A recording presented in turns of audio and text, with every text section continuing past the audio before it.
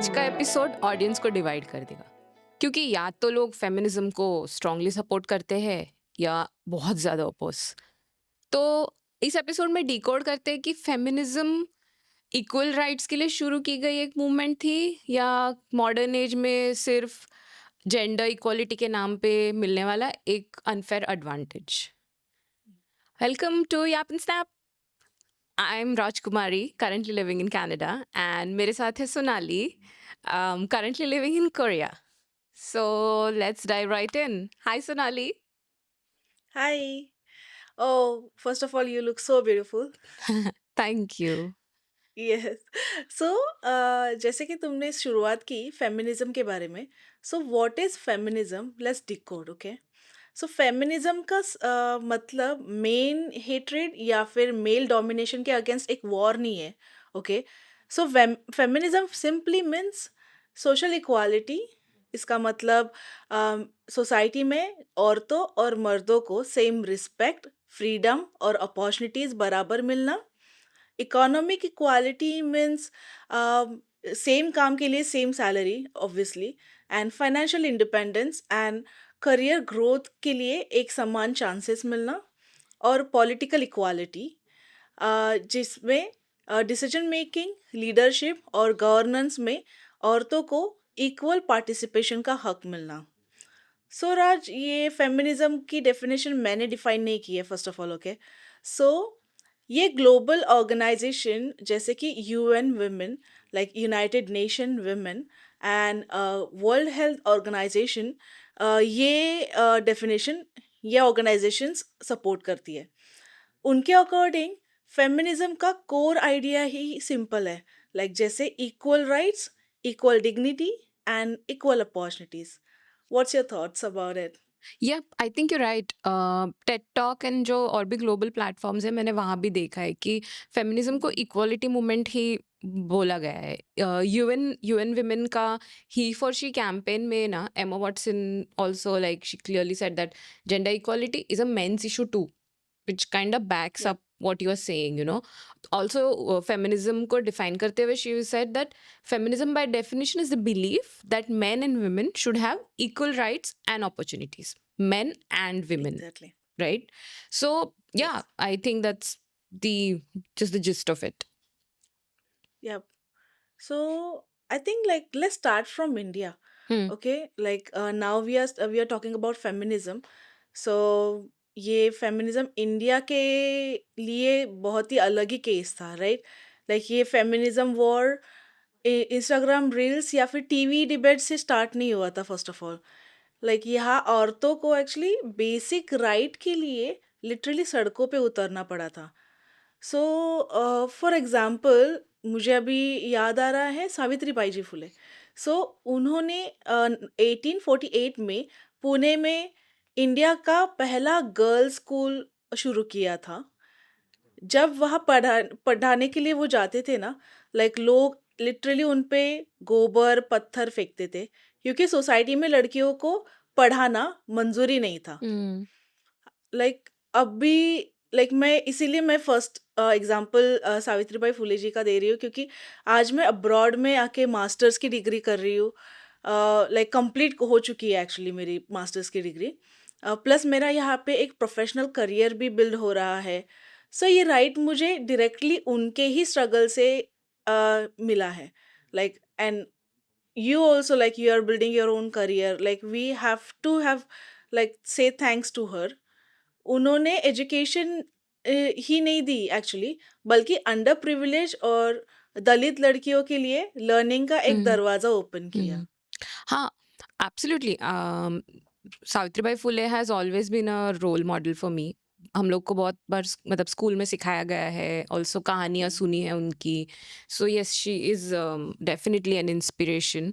और करेज की बात करें तो झांसी की रानी, रानी लक्ष्मीबाई, उनका नाम भी नहीं भूल सकते। मतलब that's the first one that popped मेरे हेड में। तो 1857 का जो फर्स्ट वॉर ऑफ इंडिपेंडेंस है, उन्होंने ब्रिटिश कॉलोनियल रूल और पेट्रियार्कल एक्सपेक्टेशंस दोनों के खिलाफ फाइट की। हुँ, मतलब इन वन गो। सो महाराष्ट्र की जो ट्रेडिशनल नऊवारी साड़ी का डिज़ाइन भी प्रैक्टिकली इसमें हाइलाइट होता है, मुझे बहुत प्राइड फ़ील हुँ, होता है इस चीज़ में कि वो ड्रेप ऐसे किया जाता है कि women horse ride like equestrian activities बहुत ईज़िली कर सकते हैं वॉरफेयर में पार्टिसिपेट करने के लिए। लक्ष्मीबाई जी तलवार लेके बैटलफ़ील्ड में लड़ी। वो सिर्फ़ क्वीन नहीं, she was also a military commander.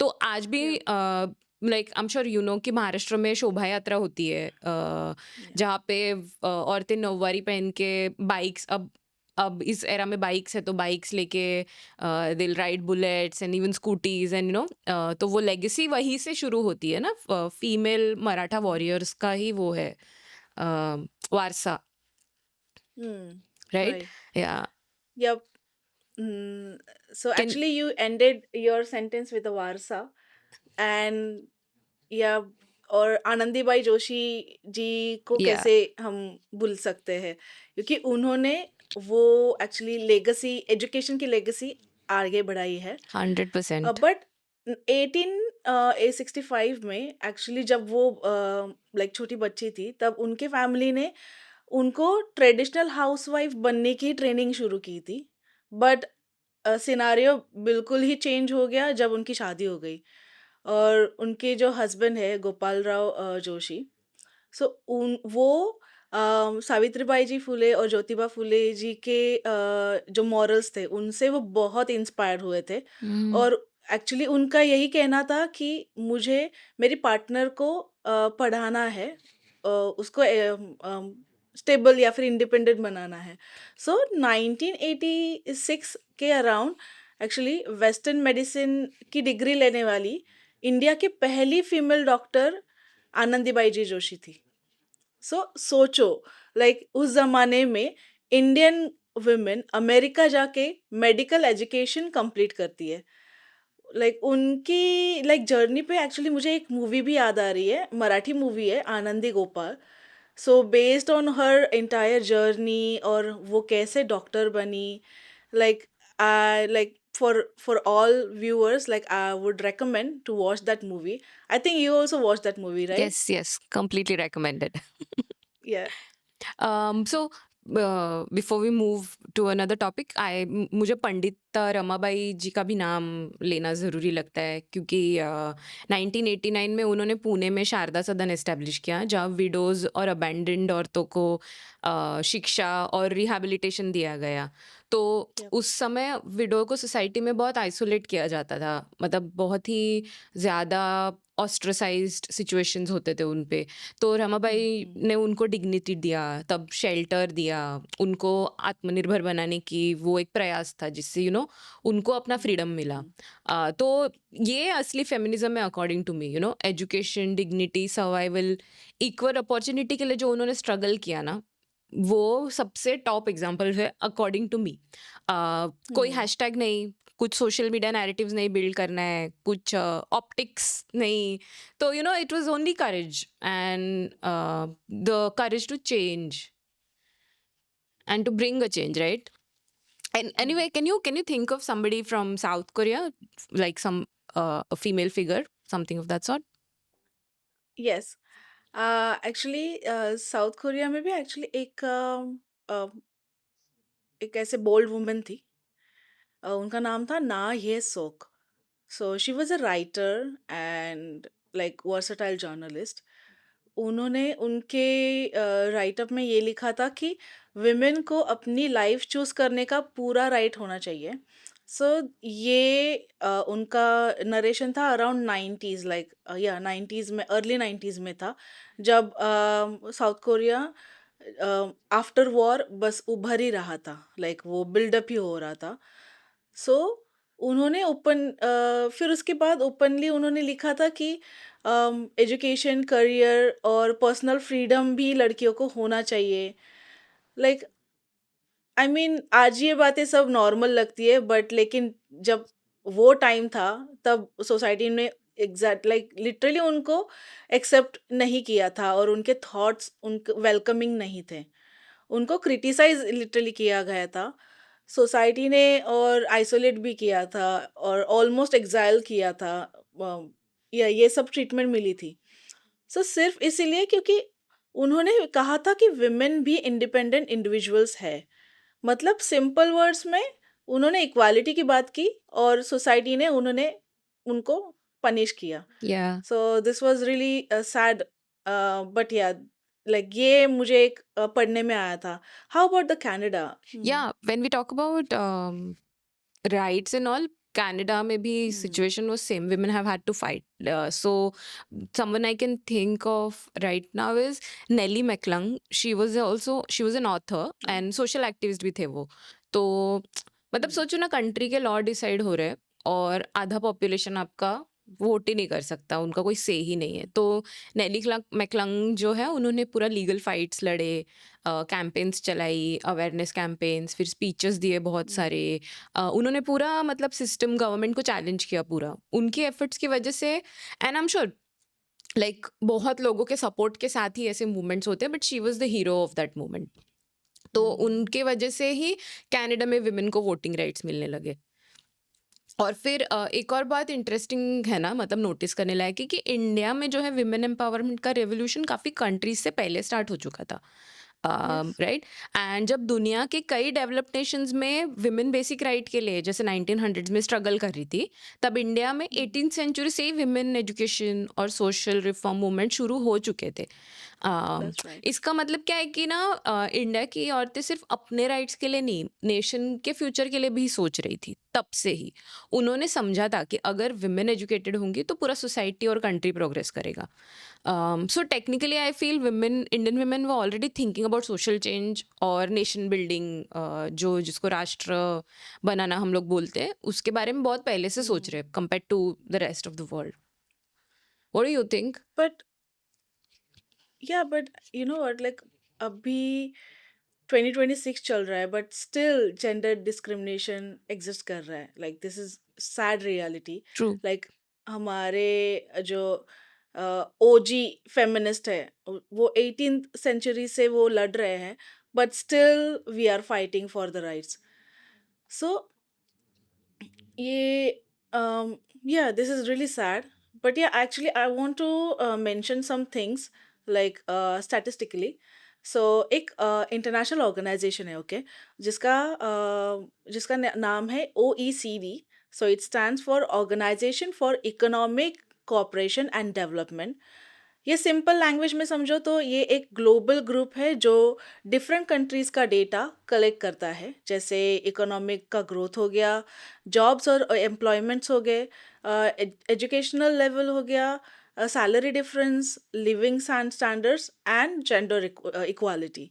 सो इसमें साउथ कोरिया हो गया, कनाडा, यूएसए, जापान, इंडिया और यूरोप के कई देश जो है पार्टिसिपेट करते हैं। सो ओईसीडी का डेटा क्या कहता है कि इंडिया में जेंडर वेज गैप अराउंड 19% है, विच मीन्स मोटा मोटी समझे तो 100 रुपये अगर एक आदमी कमा रहा है तो वही काम के औरत 80 रुपये कमा रही है। Hmm. So this is horrible, but wait, like this South Korea उससे भी गया गुजरा है। लाइक साउथ कोरिया में 31% वेज गैप है। सो ओ। डेवलप्ड कंट्रीज के लाइक कंपैरेटिवली बहुत ही ज़्यादा, और कनाडा का भी अराउंड 13% है। एम आई राइट? या, यू राइट। या कनाडा का सो 13% के आसपास कुछ तो है, मैंने भी या देखा था।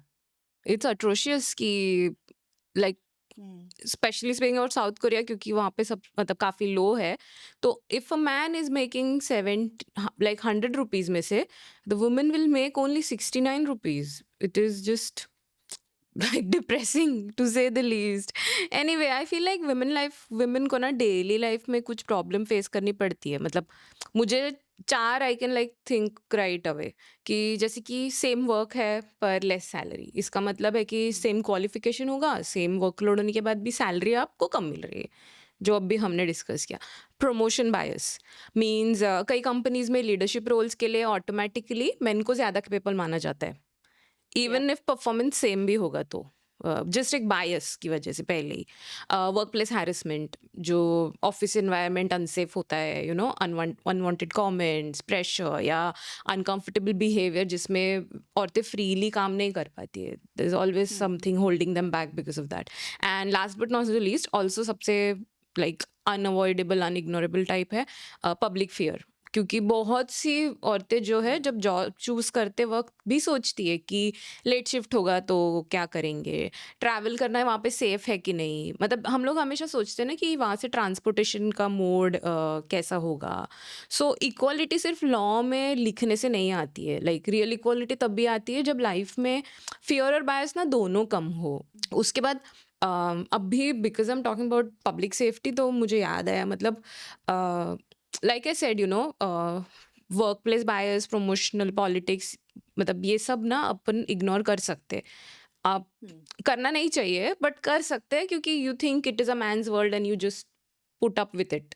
बट पब्लिक सेफ्टी और बेसिक सेफ्टी को तो इग्नोर नहीं कर सकते ना, मतलब कि या जैसे कि अभी जो सब, I am sure it's a very disturbing topic to even bring up, but the 2012 का जो दिल्ली में निर्भया केस हुआ, हुँ, मतलब एक 23 इयर्स की मेडिकल स्टूडेंट के साथ मूविंग बस में ब्रूटल गैंगरेप हुआ था। मतलब इस इंसिडेंट ने पूरा देश शॉक में गया। Like to just connect to that, Bengal में हुआ वो फिर से, like where hmm, it happened very recently in fact. So right, again, because I'm linking because it's a doctor, it was also a doctor. But coming back to Nirbhaya, मतलब उस एक story ने ऐसा एक हार्श ट्रूथ दिखाया ना society के बारे में कि इट्स नॉट जस्ट कि डिस्कस करने के लिए टॉपिक ज़रूरी है, आप न्यूज़ चैनल पे डिबेट करो इस बारे में। एक नेशनल इमरजेंसी दिखाओ कि जो हुआ, hmm, hmm, and hmm, it question so many things, right? Yeah like I don't know like मैं फॉर अ मिनट मैं वो फ्लैशबैक में चली गई because that time I was a student like और तब स्कूल जाने के लिए भी लाइक मेरी मॉम बहुत डर रही थी कि सच में हम अपने बेटियों को भेजें कि या ना भेजें। हम्म। सो वो डर का माहौल मतलब पूरा फैला हुआ था पूरे nation wide. So yeah but like India में like I want to tell you like something regarding the data. Okay, so India के national crime record bureau like NCRB उसके डेटा के अकॉर्डिंग हर साल में 30,000 से भी ज़्यादा रेप केसेस ऑफिशियली रिपोर्ट होते हैं, जिसका मतलब कि हर 15 से 16 मिनट मिनट में एक रेप केस तो डेफिनेटली रजिस्टर होता ही है। रजिस्टर। और हाँ, हाँ, register. But yeah let me tell you something, but expert ये बोलते हैं कि एक्चुअल नंबर्स उससे भी ज़्यादा है, क्योंकि बहुत सारे केसेस शेम, फैमिली प्रेशर या फियर की वजह से रिपोर्ट ही नहीं होते। यस। सो निर्भया केस के बाद गवर्नमेंट ने बहुत स्ट्रॉन्ग स्टेप्स लिए। So first of all criminal law amendment act 2013, stricter rape punishment, like fast track court introduce किया. I think like fast track is a blessing right now for India. And juvenile justice law उन्होंने revise किया, क्योंकि पहले juvenile के लिए इतना harsh punishment नहीं था। बट ये केस में जो जो फर्स्ट एंड मोस्ट क्राइम जिसने किया है वो जुवेनाइल ही था। हम्म। सो हम्म। इसके लिए वो लॉज रिवाइज किए। ओके, लेकिन क्वेश्चन आज भी सेम ही है, लाइक लॉ तो बन गया बट मेंटालिटी बदली। Yeah I doubt. एब्सोल्युटली, मतलब mentality, if we talk about mentality ना, it I can't stop thinking about Sheila Dikshit because every time the like I think of Nirbhaya case, मुझे उसका statement याद आता है। वो कोई पैनल पे थे न्यूज़ चैनल में, और वही वो debate and all that shit show that they करते जो हर ऐसा कुछ भी हुँ। इंसिडेंट के बाद, वो उनको किसी ने पूछा कि सेफ नहीं लगता तो क्या आपका उसके बारे में कहना है? तो शी सेड क्या कि मैं अपने वक़्त कॉलेज में जाती थी, ओपन जिप्स में जाती थी, तो मुझे तो कभी नहीं कुछ अनसेफ फ़ील हुआ। And it was so atrocious, it just baffled me कि आप कैसे बोल सकते हो ये ऐसे इंसिडेंट के बाद, being the CM of Delhi, just yup. Because आप साउथ दिल्ली या कोई गेटेड कम्युनिटी में एकदम सेफ जगह पे रह रहे हो। इट्स जस्ट हॉरिफाइंग, मतलब वो जो ये बोली ना उसके बाद ज़्यादा मुझे मेंटालिटी पे आया। उसके बाद हम लोग आई am sure you can't finish this discussion without talking about जो बीबीसी का डॉक्यूमेंट्री बनाया था। सो बिफोर आई स्टार्ट, हाँ। I'd like to give a disclaimer, I'm not a youth supporter of BBC. I think वो लोग proper propaganda करते हैं India के अगेंस्ट, और सब काफ़ी ही मतलब सिर्फ इंडिया का नेगेटिव ही दिखा रहे होते हैं। बट दैट असाइड, मेरे को ये वाला जो बना उनका डॉटर, इंडियाज डॉटर, वो इंडियाज़ फैक्ट डॉटर। वो फैक्चुअल ही लगा, मतलब जो हुआ वो ज़रूरी था दिखाना, like we had to see it too, like वो जो शॉक ज़रूरी था उस वक़्त। तो राइट। अब हम लोग ने साथ में देखा था ना सोनू शायद, यस। या। Right? Yeah. Like you, me and your mom, हम हाँ, तीनों ने साथ में देखा हाँ, था। और फिर कुछ ही हुँ। टाइम में वो बैन हो गया, राइट? एक ही बार हम लोग ने अराउंड देखा एंड 45 मिनट। हाँ, हाँ, हाँ, उसके हाँ। बाद फिर वो राइट? रिमूव ही किया था। या तो हुँ। वही उसमें, अब उसमें क्या है, वो रेपिस्ट का इंटरव्यू जो दिखाया गया था उसमें वो विक्टिम को कंप्लीटली ब्लेम कर रहा है, राइट?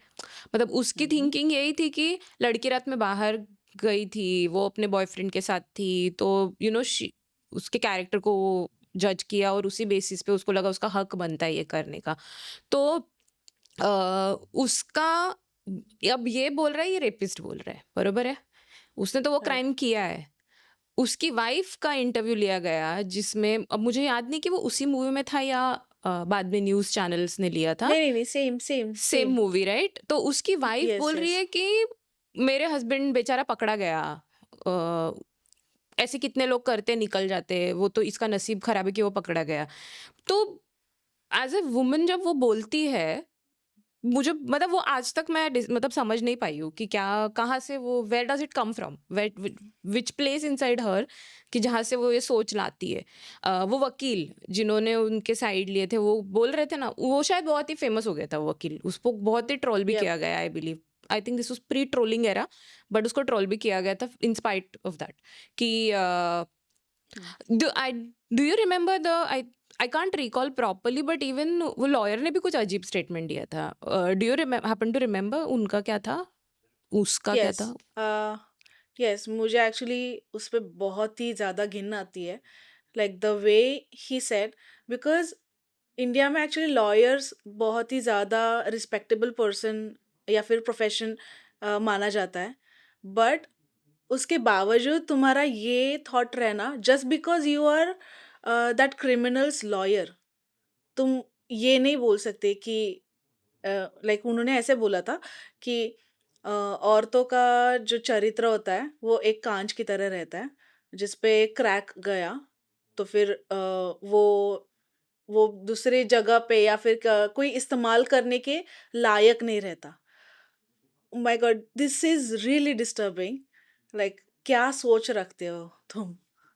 हम्म। हम्म। नहीं, मतलब क्या हुआ था ना, क्योंकि तभी वो आई आई रिमेम्बर कि वो डॉक्यूमेंट्री बैन इसलिए की गई थी बिकॉज, क्योंकि लोगों को लगा कि क्रिमिनल का पर्सपेक्टिव दिखाना रॉन्ग मैसेजिंग दे सकता है, कि ये या। और ग्लोरीफाई करना नहीं चाह रहे थे वो लोग, आई थिंक ये है।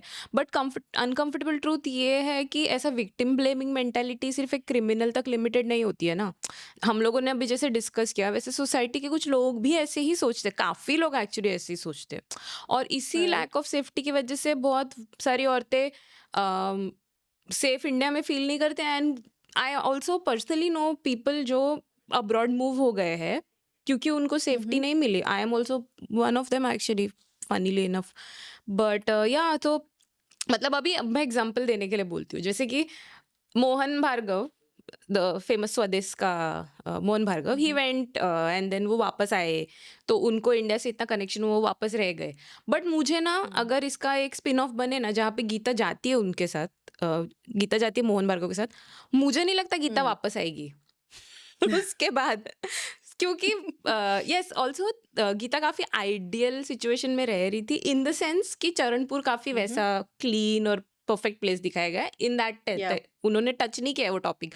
बट अगर कोई रियल औरत, I am sure if a woman is watching this she can relate कि I don't need want to move back, क्योंकि नहीं है सेफ्टी एंड वो तुम रोज झेलते हो पब्लिक ट्रांसपोर्ट में। एंड यस रेप एक एक्सट्रीम उसका एंड है, बट डेली बेसिस पे राइट। हम सब लोग ही वो झेलते ही है, राइट? मतलब सो हम्म। देख कनाडा में भी ऐसा नहीं कि यहाँ पे परफेक्ट है, जैसे मैं बोल रही हूँ कि अब्रॉड मूव हो गए तो सब सही है। Apart from I have never faced molestation while travelling और हैरेसमेंट वाइल पब्लिक ट्रांजिट, जहाँ पे सबसे ज्यादा अपने साथ होता है। लेकिन हम्म। स्टैटिस्टिक्स अगर यहाँ का भी स्टैटिस्टिक्स देखा ना तो 600,000 प्लस सेक्सुअल असॉल्ट इंसिडेंट्स यहाँ पे भी एस्टिमेट किए जाते हैं। और हमें उसमें वाओ। से मतलब 30% से भी कम उसमें से केसेस पुलिस तक पहुंचते हैं। तो you know the number is crazy everywhere.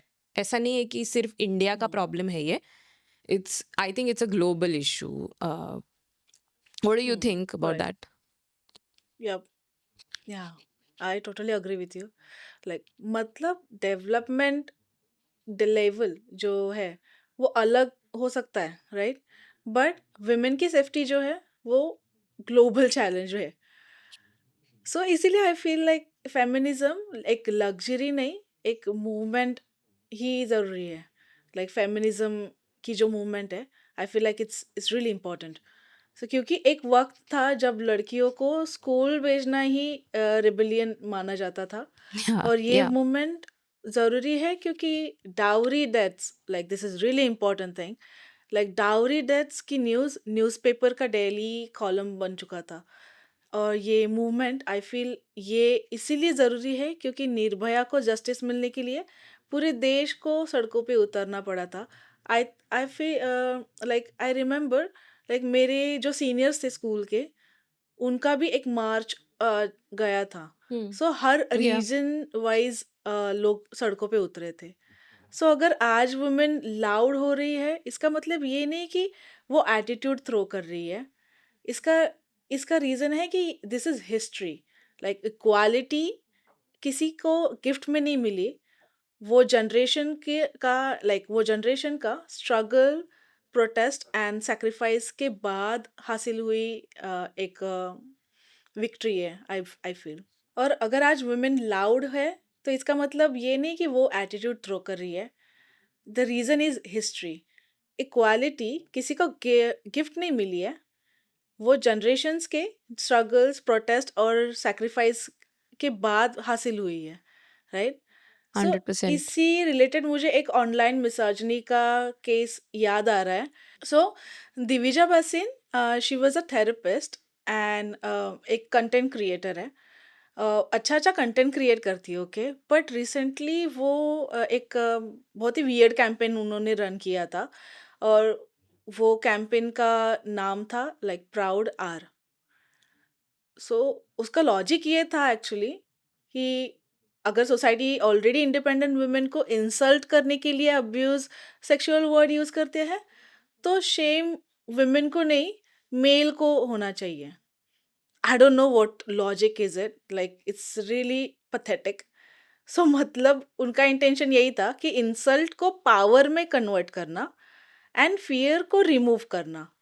So initially काफ़ी लोगों ने एक्चुअली इसको एक बोल्ड स्टैंड बोला गया था। हम्म। बट मतलब बहुत जो अच्छे क्रिटिक्स है, उन्होंने ये कॉल आउट करना स्टार्ट किया क्योंकि 15-16 साल की लड़कियां वो भी ये हैशटैग उनके सोशल मीडिया में रन कर रही थी। और वो डैम। दिविजा है जो है, वो उनके स्क्रीनशॉट्स उसके अपने प्रोफाइल में पोस्ट कर रही थी कि सी लाइक ये कितना अच्छा है, ये ब्ला ब्ला शिट। एंड आई रिमेम्बर एक यूट्यूबर है, उनका नाम है सार्थक गोस्वामी। सार्थक ने ये बोला था कि फेमिनिज्म का पर्पस डिग्निटी और इक्वालिटी है, लेकिन अगर एक्टिविज्म शॉक वैल्यू या फिर कंट्रोवर्सी पर डिपेंड करे तो लॉन्ग टर्म में मूवमेंट की क्रेडिबिलिटी जो है वो डैमेज हो सकती है। सो उनका पॉइंट यही था कि freedom of expression it's important, okay, but society में इन्फ्लुएंस के साथ रिस्पॉन्सिबिलिटी भी इक्वली इम्पोर्टेंट है। I what you saying is right also. एक अनकंफर्टेबल ट्रूथ भी है ना, जैसे, और और ऑनेस्ट डिस्कशन तब भी पॉसिबल होता है जब हम सिर्फ एक साइड से नहीं, दोनों साइड से देखें। मतलब हुँ, रिसेंटली उत्तर प्रदेश के मेरठ से ना एक शॉकिंग केस काफी वायरल हुआ था, शायद तुझे ऑलरेडी पता होगा। यस, तो मुस्कान यस। रस्तोगी केस, सो तो यू नो राइट कि रिपोर्ट्स के अकॉर्डिंग एलिगेशंस ये थे कि एक मैरिड वुमन ने अपने बॉयफ्रेंड के साथ मिलकर अपने हस्बैंड का मर्डर प्लान किया।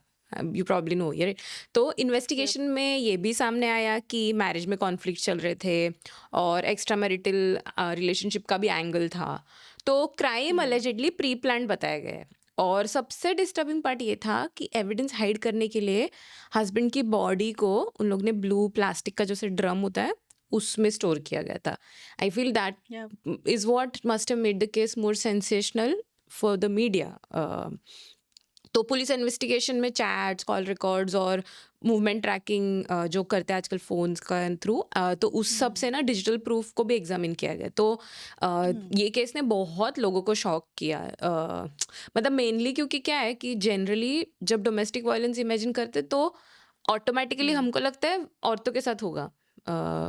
In this case it was a man who was the victim, so you know. Yes. But उससे पहले ना और एक केस सामने आया था। I think you also know about that case, Atul Subhash का, जो एक यस, बैंगलोर के सॉफ्टवेयर इंजीनियर यस। थे। सो उन्होंने एक्चुअली सुसाइड करने से पहले एक वीडियो रिकॉर्ड किया, जिसमें उन्होंने अपनी वाइफ के ऑनगोइंग लीगल डिस्प्यूट को ब्लेम किया था। हुँ, एक्चुअली उनका डिवोर्स प्रोसेस चल ही रहा था, बट ड्यूरिंग दैट प्रोसेस वो वाइफ ने अतुल को इतना मेंटली हरास किया था ना, तो वो बेचारे ने लास्ट में उसने अपनी जान ही दे दी। हुँ, सो उनका एलिगेशन इतना ये था कि सीवियर लाइक मेंटल हरासमेंट और legal pressure, hmm, as I mention. So ये वीडियो वायरल होने के बाद ये सोशल मीडिया पे बहुत बड़ा डिबेट स्टार्ट हुआ कि लॉज का मिसयूज होना भी पॉसिबल है, या फिर मेन की मेंटल हेल्थ का डिस्कशन सीरियसली लेना चाहिए या नहीं। हुँ, सो ये केसेस में मीडिया में एक्चुअली विजिबल हो रहे थे, ये सारे केसेस, राइट। बट इसीलिए ओपन बात करना उसके बाद स्टार्ट हुआ, लाइक मेन हुँ, मेंटल हेल्थ, और लाइक औरतों नहीं, लाइक मर्दों के भी कोई समस्याएं होते हैं, मर्द को भी दर्द होता है, ये सब चीजें हैशटैग्स रन होने लगे। हाँ, मतलब आई रिमेंबर मैंने जब अतुल का केस देखा था, मैं बहुत डिस्टर्ब हुई थी उससे, क्योंकि इट्स वेरी अनफेयर। मतलब हम लोग बहुत बार मेन पे जो प्रेशर होता है, मर्दों पे जो प्रेशर होता है, उसको उतना ग्लोरीफाई, स्पेशली अभी फेमिनिज्म के लिए औरतें बहुत आर आउटस्पोकन और प्रॉपर आवाज उठाई जा रही या है, but it just broke my heart. मतलब यू नो, आई होप उनकी soul rest in peace. It's very painful सोच के उनके साथ जो हुआ। तो पता है, मतलब ये सब सोशल एक्सपेक्टेशंस भी कभी कभी टॉक्सिक प्रेशर क्रिएट करते हैं। एक राइट। वायरल इंटरव्यू था, this is a little more funny, not a very serious kind. So जो कोल्ड प्ले में मुंबई का ना कॉन्सर्ट हुआ था, तब सर्कुलेट हुआ था वो reel. So the guy asked a couple of girls. I think it was a guy who asked a couple of girls कि आपके फ्यूचर हस्बैंड की सैलरी कितनी होनी चाहिए। So okay. the answers were so unrealistic. मतलब girls were like 1 CR, at least 1.3 CR. It was so pretentious and it was so stupid, you know. It's just but so it was like कि किस basis पे वो लोग number बोल रहे थे, and these are very young girls. तो you thinking कि ये लोग क्या, आप क्या रोल मॉडल फॉलो कर रहे हो, आप क्या सोच रहे हो कि ऐसे आंसर्स आप दे रहे हो करके, you know. So and also ना द प्रॉब्लम ना सैलरी एक्सपेक्टेशन नहीं है। मतलब प्रॉब्लम तब होती है जब रिलेशनशिप में ना पार्टनरशिप से ज्यादा फिनेंशियल चेकलिस्ट बन जाए। तब प्रेशर सिर्फ लड़की पे नहीं, मतलब वो तब वो आदमी पे एकदम ही ज्यादा मेंटल बर्डन क्रिएट करता है, ऐसा मेरे को लगता है। Yes, I totally agree with you. But लेकिन यहाँ पे एक इक्वली इम्पोर्टेंट बात समझनी ज़रूरी है कि अगर कुछ केसेस में आदमी विक्टिम है, तो इसका मतलब ये नहीं कि औरतों के रिलेटेड का जो वॉयलेंस था, वो सडनली ख़त्म हो गया। यस। रियलिटी ये है कि डेली डोमेस्टिक वॉयलेंस में जो विमेन मरी जा रही थी, लेकिन सोसाइटी अक्सर उसको बोल रहे थे, अरे वो घर का ही मैटर है, एडजस्ट कर लो, शादी में ऐसा ही होता है, राइट?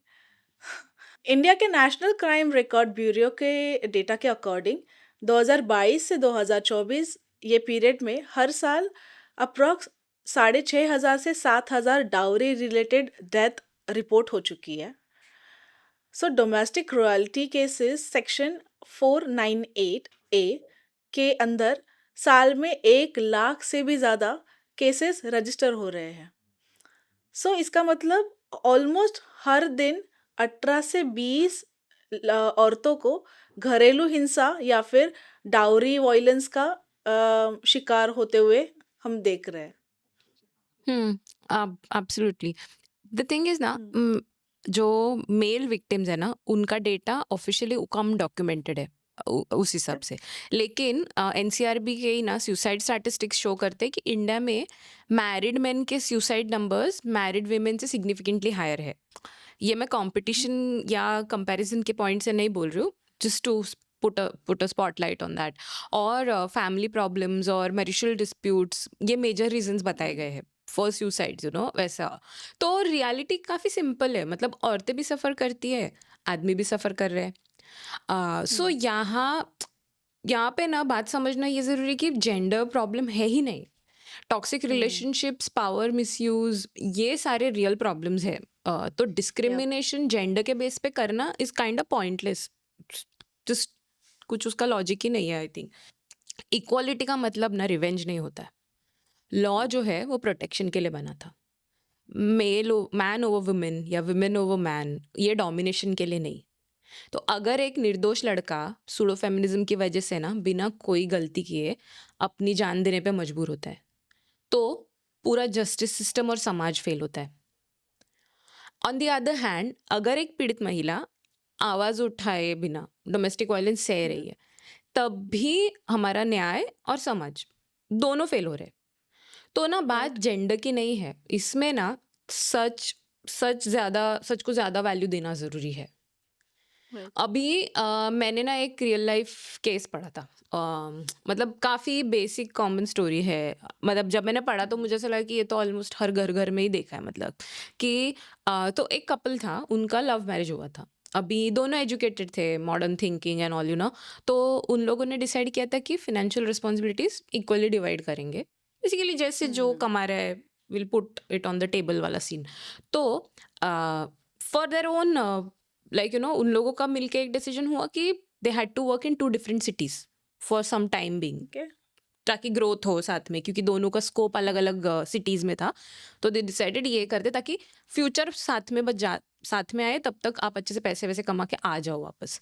तो fair, उस बेसिस पे उन्होंने डिसीजन लिया था लॉन्ग डिस्टेंस में, hmm, married married hmm, but long distance. तो अभी इनका हुआ था एक तो लव मैरिज, तो एक्सपेक्टेशंस भी थे उनके, अंडरस्टैंडिंग था, रिस्पेक्ट था, काफ़ी स्ट्रॉन्ग। तो after the long distance started, थोड़ी स्टोरी चेंज हुई कि कुछ हम्म, टाइम के बाद ना जो हस्बैंड है उसका एक्स्ट्रा मैरिटल अफेयर स्टार्ट हो गया। तो कुछ टाइम बाद हस्बैंड का एक्स्ट्रा मैरिटल अफेयर स्टार्ट हो गया, और सिर्फ एक नहीं, इट वाज फाउंड दैट, मतलब यही सब जो ट्रैक हम लोग ने बात किया ना, तो बाद में वो ट्रैक हुआ कि मल्टीपल पार्टनर्स इन्वॉल्व हुए थे, मतलब the guy had multiple wow, affairs. Okay, तो जब उसकी वाइफ को पता चला, ऑब्वियसली उसने क्वेश्चन किया, लाइक आई थिंक दोनों साइड से हुआ होगा, आई डोंट रिमेम्बर द ये कि दोनों ने ट्राई किया कॉन्वर्जेशन करने ताकि रिलेशनशिप बचा सके हम्म, वगैरह। लेकिन शॉकिंग क्या था पता है, ज़्यादा बड़ा हम्म, प्रॉब्लम हस्बैंड नहीं था, मतलब सोसाइटी का रिएक्शन इसमें मैं तेरे को बताती हूँ कि शॉकिंग ज़्यादा था। क्योंकि फिर हम्म, इन लॉज इन्वॉल्व हुए, जब इन लोगों ने बैठ के बात करना स्टार्ट हुआ, तो उसके फैमिली की तरफ से ये हुआ कि अरे वो आदमी है, उसकी नीड्स होती है, तुम ही दूर चली गई, ये लड़की को बोल रहे थे वो लोग कि तुम ही दूर चली गई अरे! उससे रहने के लिए। तो बीवी का काम होता है हस्बैंड के पास रहना, तुम पैसे के पीछे दूर चली गई। सो इमेजिन दिस नाउ कि चीटिंग करने वाला इंसान ही विक्टिम बन गया, और वो क्वेश्चन हुँ, जो हुँ। कर रही थी लड़की, उसको सेल्फिश डिक्लेयर कर रहे। और यही एक्चुअल जेंडर डिस्क्रिमिनेशन जो डेली लाइफ में हमको एग्जिस्ट करती है ना, कि द सी हुँ। It is not correct if if a girl cheats और इफ अ वुमन चीट्स, वो भी सही नहीं है, लेकिन मेन जो चीट करते हैं उसको बहुत बार नॉर्मलाइज किया जाता है। औरतों को बोलते हैं तुम ओवर रिएक्ट कर रहे हो, जाने दो, एडजस्ट करो, इतना पजेसिव मत हो जाओ। ये लड़की को नहीं बोला जाता है कभी। अगर लड़की चीट या करती है तो खत्म है, मतलब खत्म करो रिलेशनशिप, और फिर बहुत सारी गालियां हम सबको पता ही है। तो रिवर्स सिचुएशन में नहीं होता ना वो, तो societies reaction will instantly change. अभी कैरेक्टर पे उंगली उठाएंगे, सोशल बॉयकॉट हुँ, होगा, हुँ। तो लोग बिना सोचे समझे ही एकदम जजमेंट पास करते हैं। ये मेरा ऑब्जर्वेशन है, मतलब cheating should not be normalised, I think, be it a man और अ वुमन। आज फेमिनिज़्म 2 एक्सट्रीम साइड्स में डिवाइड हो चुका है। लाइक एक साइड में ऐसी औरतें हैं जो हर एक बेसिक नीड के लिए अम लड़ रही है। Harassment, domestic violence, custody battles और वर्कप्लेस इनजस्टिस के अगेंस्ट हर रोज़ कोर्ट का दरवाज़ा खटखटा रही है। ओके? उनके लिए एक फेमिनिज़्म एक सर्वाइवल है, लाइक ये ट्रेंड नहीं है। बट और दूसरी साइड ऐसी औरतें दिविजा की जैसे कि वो सोशल मीडिया में लाउड वर्जन क्रिएट कर रही है, जहाँ कुछ फेमिनिज्म को आइडेंटिटी का अटेंशन टूल माना जा रहा है और वो एक वैसे ही एटीट्यूड थ्रो कर रही है ऑन सोशल मीडिया। सो जहाँ इक्वालिटी का डिस्कशन कम होता है और कंट्रोवर्सी, आउटरीच और मीडिया सेंसेशंस ज़्यादा इम्पोर्टेंट हो चुका है उनके लिए। हम्म। सो प्रॉब्लम फेमिनिज्म नहीं है। सो प्रॉब्लम तब स्टार्ट होती है जब कुछ आइसोलेटेड इंसिडेंट्स की वजह से पूरी वुमेन कम्युनिटी को जज किया जाता है और फिर रिवर्स में पूरे मेल जेंडर को विलन डिक्लेयर किया जाता है। सो हाँ, या ये प्रॉब्लम दोनों के लिए ही सेम है बट दोनों के लिए डिफरेंट है। या आई एब्सोल्युटली अग्री, क्योंकि रियल फेमिनिज्म कभी भी मेन के अगेंस्ट था ही नहीं। और ऑनेस्टली एग्जैक्टली। फेमिनिज्म सक्सेसफुल भी नहीं हो सकता ना, अगर मेन इक्वली पार्टिसिपेट ना करे, तो पॉसिबल ही नहीं है सक्सेसफुल होना। You need right. The men to support, like we need them to participate. Like as important as it is कि एक लड़की फेमिनिस्ट हो, साथ में साथ वाले लड़के का फेमिनिस्ट होना भी उतना ही जरूरी है। क्योंकि अगर आप मान ही नहीं रहे हो कि मैं आपसे इक्वल हूं, तो आप मुझे क्यों मदद करोगे इक्वल राइट्स जीतने में, या आप मुझे मेरा हक दोगे क्यों? तो फेमिनिज्म इतना सिंपल सिंपल है कि हाँ, बस आप मान रहे हो कि मैं इक्वल हूँ आपसे, मेरा हक बनता है उतना जितना आपका। जस्टिस हमेशा जेंडर न्यूट्रल होना चाहिए। इक्वालिटी तभी पॉसिबल है जब वुमेन पब्लिक स्पेस में सेफ फील करे, मेल फॉल्स अक्यूजेशंस के कांस्टेंट फियर में ना जिए एंड सोसाइटी इमोशनल रिएक्शन से नहीं बैलेंस थिंकिंग से इवॉल्व हो जाए। हाँ, लाइक एब्सोल्युटली, क्योंकि आखिर में गोल बहुत सिंपल है, ना विमेन राइट। सुपीरियर बने, ना मैन विलन हम्म। डिक्लेयर हो। बस इंसान को इंसान की तरह ट्रीट किया जाए। Like that's what I feel. Okay, so yes, ये आज का एपिसोड आपको अच्छा लगे तो प्लीज़ लाइक कीजिए। आपके कोई थॉट्स या फिर ये टॉपिक के रिलेटेड आपके कोई कमेंट्स हो तो फिर यस, कमेंट बॉक्स ओपन ही है, हम सुनने के लिए तैयार है। कोई आप कोई सजेशंस हो या फिर या तो फिर हमारा इंस्टाग्राम एंड फेसबुक अकाउंट भी ओपन है। You can of course reach out to us. Please subscribe to our channel and yes, हम फिर से आएंगे एक नया टॉपिक लेके। सो यस, तब तक peace out. Peace out and very happy Women's Day from Yap and Snap. Oh See you yes, soon. happy Women's Day.